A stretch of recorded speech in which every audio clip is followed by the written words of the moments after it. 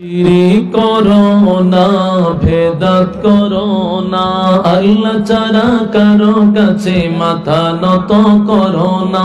শিরিক করো না, ভেদাত করো না, আল্লাহ ছাড়া কারো কাছে মাথা নত করো না।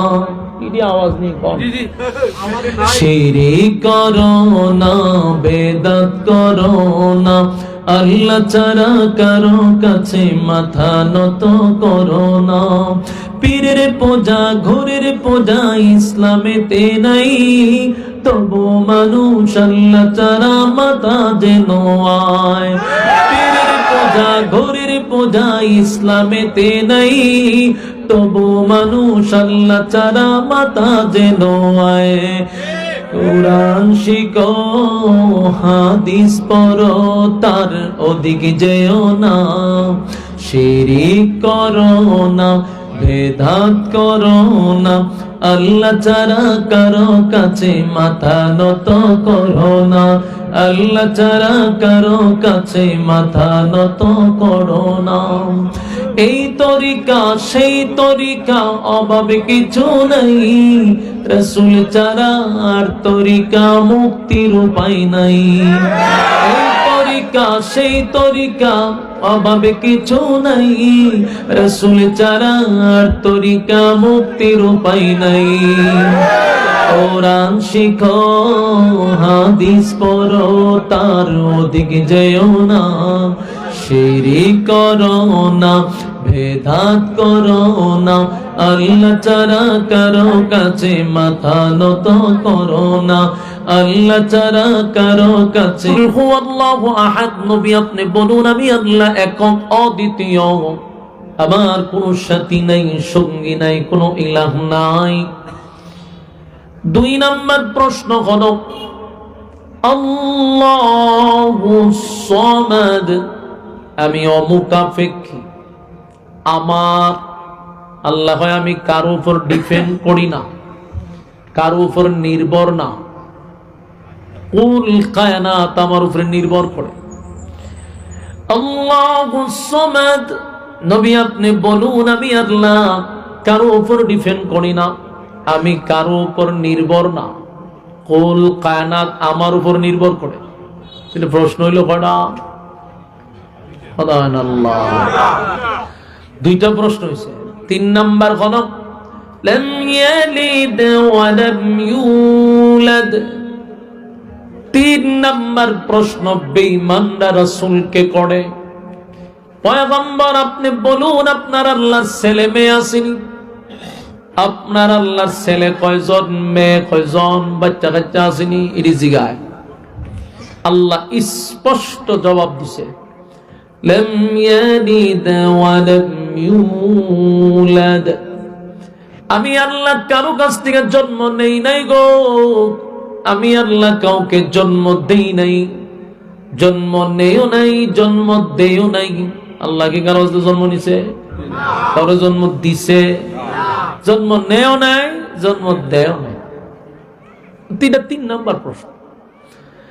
4 নাম্বার প্রশ্ন হলো ওয়ালাম ইয়াকুল লাহু কুফুয়ান আহাদ। আমি আল্লাহর সমকক্ষ আর কেউ নেই। সুবহানাল্লাহ। আমি আল্লাহর সমকক্ষ কেউ নেই, সমতুল্য কেউ নেই। এই মূর্তি পূজারীরা নবীরে জিগায়, আপনার আল্লাহর শক্তি কি পরিমাণ আছে? এই ফোলা বানাই হাসার কথা। আল্লাহ এই বেঈমানগুলি নবীরে জিগায় যে আপনার আল্লাহর শক্তি কি পরিমাণ আছে, লাগলে আমাদের সাথে পারবনি। নাউযুবিল্লাহ। এজন্য আল্লাহ বলেন ওয়ালাম ইয়াকুল লাহু কুফুয়ান আহাদ। আমার সমকক্ষ সমতুল্য কেউ নাই। তাহলে তারা যে 4 প্রশ্ন করছিল, 4 প্রশ্নের উত্তর পাইছিনি? আরো অনেক প্রশ্ন করছে, বিতর্কিত প্রশ্ন। আল্লাহ ঘুমায়নি, খায়নি, কি তা করে, এটা জিগায়। অথচ আল্লাহর ঘুম আসেনি, তন্দ্রা আসেনি, উঙ্গানো জীবাণু আসেনি। লা তাখুযুহু لا تأخذه سنة ولا نوم আল্লাহ বলেন আমার ঘুম নাই, আমার তন্দ্রা নাই, ঘুমও নাই, তন্দ্রাও নাই। একে একে তাদের সব প্রশ্নের জবাব কিন্তু আল্লাহ দিয়া দিল। এক নাম্বার কুল হুয়াল্লাহু আহাদ, নবী আপনি বলুন আমি আল্লাহ এক অদ্বিতীয়, আল্লাহুস সামাদ, আমি অমুখাপেক্ষী, আমি কারো উপর ডিপেন্ড করি না। লাম ইয়ালিদ ওয়া লাম ইউলাদ, আমি আল্লাহ কারো কাছ থেকে জন্ম নেই নাই, জন্ম দেই নাই। ওয়ালাম ইয়াকুল লাহু কুফুয়ান আহাদ, আমার সমতুল্য কেউ নেই, আমার সমকক্ষ কেউ নাই। যুবক ভাইরা, মুরব্বী বাবারা, এই সূরার শুরুতে আমি আপনাদেরকে জানাইলাম নাজিলের কারণ, এখন আপনাদেরকে শুনাইলাম সরল তরজমা। এবার আসুন এই সূরার ফজিলতটা আমরা একটু জানি। সূরাটা যদিও ছোট, কিন্তু তার আলোচনা ব্যাপক, ব্যাপক আলোচনা। কারণ এই সূরাটা আল্লাহর শান মান মর্যাদা সম্পর্কে নাজিল হয়েছে, পুরাটাই আল্লাহর শান মান নিয়ে আলোচনা। তাই এই সূরাটা এত ফজিলতপূর্ণ, এত ফজিলতপূর্ণ। এই সূরাটাকে বলা হয় কোরআনের 3 ভাগের 1 ভাগ। সুবহানাল্লাহ, কোরআনের 3 ভাগের সুবহানাল্লাহ। কারণ যদি কেউ একবার তেলাওয়াত করে, কুল হুয়াল্লাহু সূরা যদি কেউ একবার তেলাওয়াত করে, 10টা পারার সওয়াব তার আমলনামায় আমার মালিক ঢুকায়া দিবে রে। কেউ যদি 2 বার পড়ে, 20 পারার সওয়াব মালিক তার আমলনামায় ঢুকায়া দিবে। কেউ যদি 3 বার পড়ে, 30 পারা কোরআন তার আমলনামায় আল্লাহ খতম ঢুকায়া দিবে। এখানে একটা জিনিস চিন্তা করেন, এই সূরা যদি কেউ 3 বার পড়ে, 1 খতম সওয়াব আল্লাহ রাব্বুল আলামিন তার আমলনামায় দিয়া দেয়। আমার যুবক ভাইরা, কথাগুলি দিলের কান লাগায়া শুনেন। রব্বে কারীম বলেন, 1 বার পড়লে 10 পারা, 2 বার পড়লে 20 পারা, 3 বার পড়লে খতম। আমার যুবক ভাইরা, সূরা ইখলাস উম্মতি মুহাম্মদের জন্য একটা নিয়ামত। কেন নিয়ামত? যে কোরআন আমার মালিক আমাদের নবীর উপরে নাজিল করলো, এই কোরআন আমাদের নবীর উপরে নাজিল করলো। কোরআন কোন নবীর আমলে আল্লাহ নাজিল করে নাই। সর্বশ্রেষ্ঠ কিতাব হলো কোরআন, যেটা আল্লাহর কালাম। অন্যান্য কিতাব তো কালাম ছিল না, কিতাবুল্লাহ ছিল, কালামুল্লাহ না। কালামুল্লাহ মানে আল্লাহর কথাই হলো কোরআন। পড়তেছি তো আল্লাহর সঙ্গে কথা বলতেছি, সব আল্লাহর কথা। এই কালামুল্লাহ আমাদের নবীর উপরে নাজিল হয়ে গেল। এখন এত বড় নিয়ামত পাওয়ার পরেও এই প্যান্ডেলের ভিতরে বহু মানুষ আছে। বহু মানুষকে আমি যদি বলি 95% মানুষ আছে যারা এখনো কোরআন শরীফ দেখাও খতম দেয় নাই। এমন লোক আছে না নাই? 95% মানুষ আছে এখনো কোরআন দেখে খতম দেয় নাই। অথচ কোরআন আমাদের জন্য একটা নিয়ামত, কোরআন আমাদের জন্য নিয়ামত, কিন্তু সেই কোরআনের প্রতি আমাদের আগ্রহ নাই, তেলাওয়াতের আগ্রহ নাই। আল্লাহ কয় কোরআন এমন একটা গ্রন্থ ১৫০০ বছর আগে নাজিল হইল, আজ পর্যন্ত কোরআন আছে রে, কিয়ামত পর্যন্ত কোরআন থাকবে। একটা নক্তা, একটা জবর, একটা জের পরিবর্তন হয় নাই। কারণ কোরআন নাজিল যিনি করছেন, হেফাজতের দায়িত্বটাও তিনি নিছেন। সুবহানাল্লাহ। আল্লাহ রাব্বুল আলামিন বলেন, কোরআন আমি নাজিল করছি, হেফাজতের দায়িত্ব আমি নিছি। তাই আল্লাহ বলেন, ইন্না নাহনু نزلنا الذكر وإنا له لحافظون আল্লাহ বলে ইন্না নাহনু নাযালনা যিকরা ওয়া ইন্না লাহু লাহাফিজুন কোরআনটারে আমি নাজিল করছি আমি আল্লাহ তার হেফাজতের দায়িত্বটাও নিছি সুবহানাল্লাহ আর কোরআন এমন একটা গ্রন্থ যেই কোরআন নাজিল করে আল্লাহ হেডলাইনে জানায়া দেয় যালিকাল কিতাবু লা রাইবা ফীহি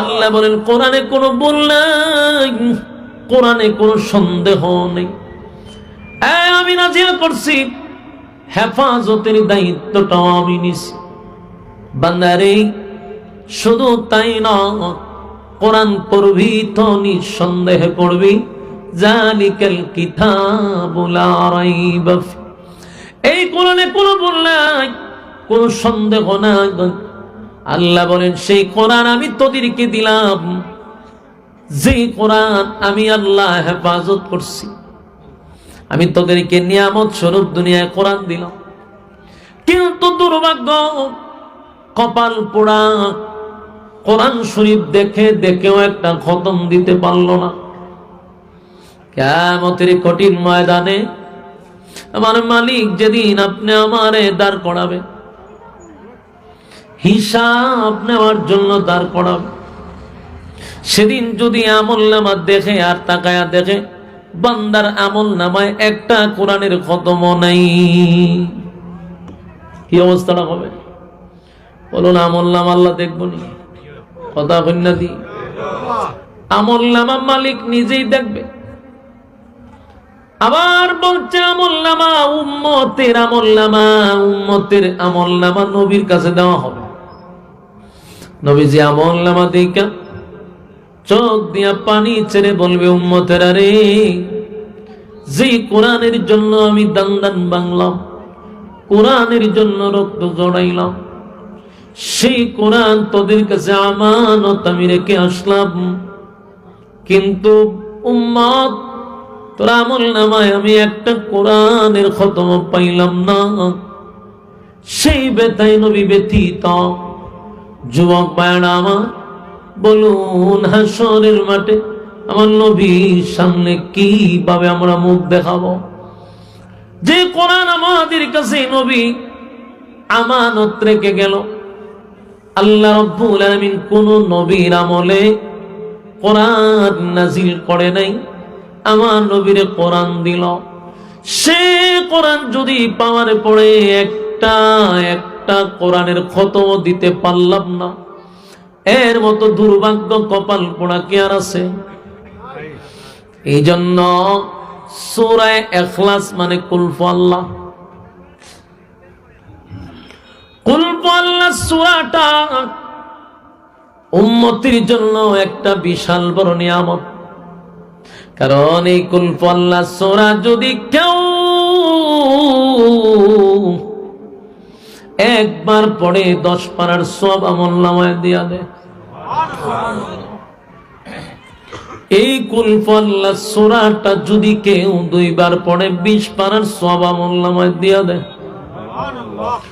এই কুল আল্লাহ সূরা যদি কেউ 3 বার পড়ে রে আমলনামায় একটা খতমের সওয়াব দিয়া দেয় তাই আপনি আমাদের উচিত এই কুল আল্লাহ সূরা পড়তে কি 1 ঘন্টা লাগে কথা হইনা দি এই সূরা পড়তে 1 ঘন্টা লাগে না আমরা যদি 3 বার পড়ি আমাদের 1 মিনিট সময় লাগতে পারে কিন্তু 1 মিনিটে একটা খতমের সওয়াব আমলনামায় ঢোকে কেউ যদি প্রতিদিন পড়ে 365 দিনে 365টা খতম তাহলে আপনি চিন্তা করেন মরার আগ পর্যন্ত কত হাসরের মাঠে যখন উঠবেন তাকায় দেখবেন আমলনামায় শুধু কোরআনের খতম এজন্য আমার সঙ্গে পড়েন কুল হুয়াল্লাহু আহাদ আল্লাহুস সামাদ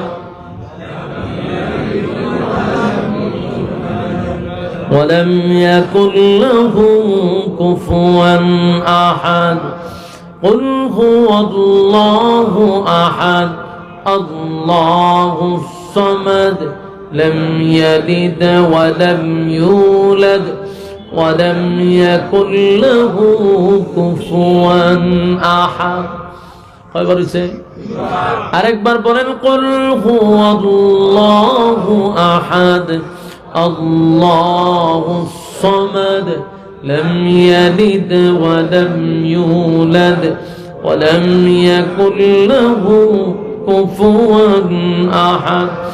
আমার যুবক ভাইরা, এই মুহূর্তে আমার সঙ্গে যারা পড়লেন, এই মুহূর্তে যারা তিনবার পড়লেন, প্যান্ডেলের ভিতরে বাহিরে যে যেখান থেকে তিনবার আমার সঙ্গে সূরাটা পড়লেন, আল্লাহর কসম প্রত্যেকের আমল নামায় এই মুহূর্তে একটা খতমের সওয়াব আল্লাহ লিখে দিছে। পয়সা লাভ না লস, এখানে বসার পরে লাভ, কারণ তিনবার পড়ার কারণে আমার আমল নামায়, আপনার আমল নামায় একটা খতমের সওয়াব ঢুকে গেল। যুবক ভাইরা, কত সময় না আমরা নষ্ট করি, কত সময় আমরা অপচয় করি। সেই অপচয় সময় নষ্ট না করে যদি তিনবার সূরা ইখলাস পড়তে থাকি, একটা খতম কমপ্লিট। সুবহানাল্লাহ। এই সূরা পড়লে আমার মালিক শুধু এক খতমের সওয়াব দিবে এমনটা নয় গো, কেউ যদি 10 বার পড়ে, প্রতিদিন যদি 10 বার পড়ে, আমার আল্লাহ তার আমল নামায় শুধু খতমের সওয়াব দিবে এমনটা নয়, 10 বার পড়ার কারণে জান্নাতে তার জন্য একটা বালাখানা তৈরি করে দিবে। জান্নাতের ভিতরে বালাখানা মালিক তৈরি করে দিবে। কেউ যদি এই সূরা ইখলাস মানে কুল হুয়াল্লাহ প্রতিদিন পড়তে থাকে গো, আমার মালিক বলেন আমি আল্লাহ তার সম্মান আর মর্যাদা বাড়ায়া দিই। সম্মান বেড়ে যাবে, ইজ্জত আমাদেরকে আল্লাহ বাড়ায়া দিবে, ইজ্জত আর সম্মান মালিক বাড়ায়া দিবে রে। যদি কেউ প্রতিদিন এই সূরা পড়ে, বলুন আমরা যে অতগুলা মানুষ এখান থেকে বাজারে যাবেন, একা একাই তো যান, তখন বেহুদা কথা না বলে যদি কুল হুয়াল্লাহু আহাদ পড়তে থাকি, তাহলে আশায় আর যাওয়ায় যে পড়লাম, এর দ্বারা আমার মালিক আপনি আমার সম্মান বাড়ায়া দিবে। সম্মান আল্লাহ বাড়ায়া দিবে। শুধু কি তাই না, আরো আছে। আল্লাহর নবী বলেন, আমি একবার যুদ্ধের ময়দানে, হাবিবে কিবরিয়া যুদ্ধের ময়দানে গেল, যুদ্ধ করার জন্য মরুভূমিতে। যুদ্ধের ময়দানে গেছে নবী সাহাবায়ে কেরাম লইয়া, যুদ্ধের ময়দানে গেল মরুভূমির মধ্যে। হঠাৎ করে নবী দেখে আসমানটা মেঘাচ্ছন্ন হয়ে গেছে। ঘটনা কি রে? আকাশটা মেঘাচ্ছন্ন হয়ে গেল। কোন কারণে আকাশটা মেঘাচ্ছন্ন হয়ে গেল? এতক্ষণ প্রচন্ড রৌদ্র ছিল, প্রচন্ড তাপ ছিল, হঠাৎ করে কেন এইভাবে অন্ধকার হয়ে গেল? নবীজি তাকায় দেখে জিবরাইল সাথে আসছে। জিবরাইল নবীর সামনে দাঁড়াইয়া আছে। আল্লাহর নবী বলেন, জিবরাইল রে, আকাশটা হঠাৎ করে মেঘাচ্ছন্ন হয়ে গেছে, অন্ধকার হয়ে গেছে, ঘটনা কি? জিবরাইল বলে, হুজুর, আকাশ মেঘাচ্ছন্ন হয় নাই গো, আমি আজকে এখানে একা আছি না, আমার সঙ্গে 1,40,000 1,40,000 ফেরেশতা আমার সঙ্গে দুনিয়ায় পদার্পণ করছে। এত সংখ্যক ফেরেশতাদের কারণে সূর্যের আলো দেখা যায় না, আকাশ মেঘাচ্ছন্ন হয় না, সূর্যটা দেখা যায় না, কারণ এত পরিমাণ ফেরেশতা দুনিয়ায় পদার্পণ করছে। নবীজি বলে, এত ফেরেশতা কেন আসলো?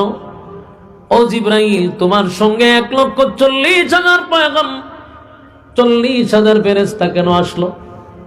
জিবরাইল, হুজুর 1,40,000 ফেরেশতা আসছে গো নবী, আপনার একজন সাহাবীর জানাজা পড়ার জন্য। নবী কয়, এই মরুভূমির মধ্যে যুদ্ধে এখনো যাই নাই, প্রস্তুতি নিছি, কেউ তো মরে নাকি, তুমি কার জানাজা পড়াইবা? জিবরাইল, হুজুর আপনার একজন সাহাবী, নাম হলো মুআবিয়া ইবনে মুআবিয়া, মদিনায় মুহূর্তে সে মারা গেছে। আল্লাহ আমারে পাঠাইছে আপনার কাছে খবর পাঠাইতে, আপনি তার জানাজা পড়াবেন। নবী কয়, আমি কই আর মুআবিয়া কই?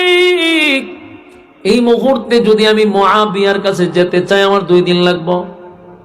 আমি 100 কিলোমিটার দূরত্বে আছি। জিবরাইল রে, কেমনে রে আমি তার জানাজা পড়াবো? আমি না আমার সাহাবীদেরকে লইয়া যুদ্ধের ময়দানে আসছি, যুদ্ধ করার জন্য। আমি যদি এখন তার জানাজা পড়ানোর জন্য যাই, তাহলে আমার 2 দিন চলে যাবে। জিবরাইল বলে, হুজুর মুআবিয়া ইবনে মুআবিয়ার জানাজা পড়ানোর জন্য আপনাকে মদিনায় ফিরত যেতে হবে না, আপনি যুদ্ধের ময়দানে জানাজার জন্য প্রস্তুতি নেন, এখানে দাঁড়িয়ে জানাজা পড়াবেন। সুবহানাল্লাহ কি আছে? নবীজি আশ্চর্য হয়ে গেল, লাশ সামনে নাই, আমি কেমনে রে তার জানাজা পড়াই? জিবরাইল, হুজুর এটা আল্লাহর ওয়াদা। জিবরাইলের কথায় নবীজি জানাজার জন্য প্রস্তুতি নিলেন, জানাজার জন্য প্রস্তুতি নিলেন, সাহাবায়ে কেরামদেরকে লইয়া দাঁড়াইলেন, কিন্তু লাশ তো নাই। এমনি জিবরাইল, হুজুর আপনার সঙ্গে প্রথম কাতারে 70,000 ফেরেশতা দাঁড়াইছে, দ্বিতীয় কাতারে 70,000 ফেরেশতা দাঁড়াইছে। ফেরেশতাদেরকে লইয়া জানাজার মধ্যে দাঁড়াইছি গো নবী।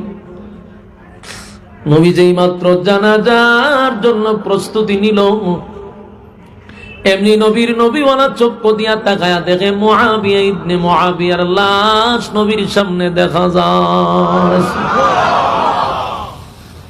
কোথায় মুআবিয়া আর কোথায় পয়গম্বর? কিন্তু নবীর চোখের সামনে লাশটা ধরায়া রাখছে। নবীজি মুআবিয়ার জানাজা পড়াইল, জানাজা পড়াইয়া আল্লাহর পয়গম্বর জানাজায় পড়াইলো। জানাজার নামাজ পড়ানোর পরে সাহাবায়ে কেরাম যুদ্ধের জন্য প্রস্তুতি নিল। নবীজিও যুদ্ধের ময়দানে চলে গেল। কিন্তু যেদিন যুদ্ধ শেষ, নবী যখন মদিনার দিকে রওনা দিল, সর্বপ্রথম নবী যার বাড়িতে গেল, এটা হলো মুআবিয়া ইবনে মুআবিয়ার বাড়িতে। মুআবিয়ার বাড়িতে গিয়ে তার আত্মীয় স্বজন কোথায় রে, কে কোথায় আছো? মুআবিয়া কোথায়? মরে গেছে।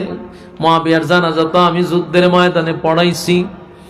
এই তার আত্মীয় স্বজনদেরকে উদ্দেশ্য করে নবী বলেন, তোমরা আমার কাছে বলো না মুআবিয়া কি এমন আমল করতো, আমি জানতে চাই।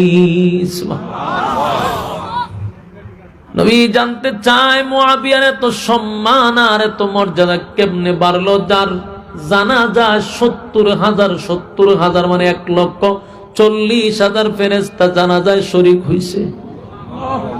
আসমানের ফেরেশতা মুআবিয়ার চিনে রে। তাই নবী বলেন, আমি মুআবিয়া ইবনে মুআবিয়ার চেহারাটা তো দেখতে পারলাম না, জানাজা পড়াইছি।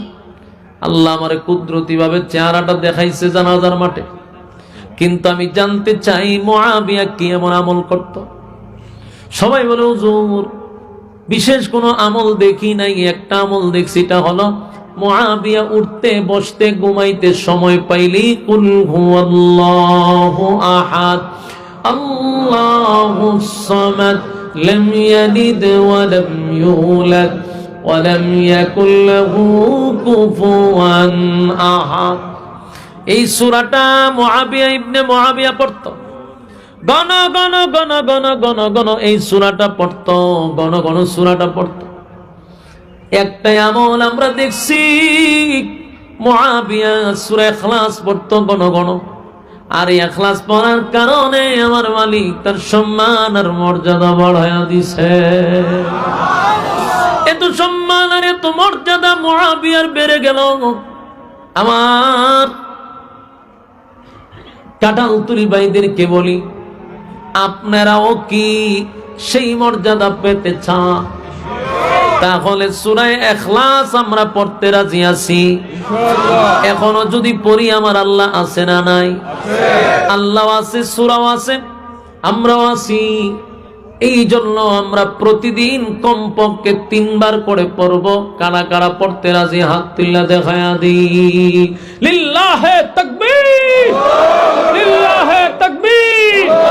হ্যাঁ, ওয়াদা করেন কমপক্ষে কয়বার? 3 বার আমরা পড়ব। এটা একটা পুরা নিয়ত করতে হইব। বলুন কয়বার? খালি 3 বার। আর যদি বেশি হয় 10 বার। কথা কয় না? বেশি, এরপরে বেশি বাড়লে আরো পড়ার অসুবিধা নেই, কিন্তু কমপক্ষে আমরা 3 বার পড়বো ইনশাআল্লাহ। রাজি আছি? আল্লাহ আমাদের বুঝার, আমল করার, মানার তৌফিক দান করুক। সকলে বলে আমিন। সম্মানিত সুধী, এটা তো হইল না, একটু আগে হইতে আছে।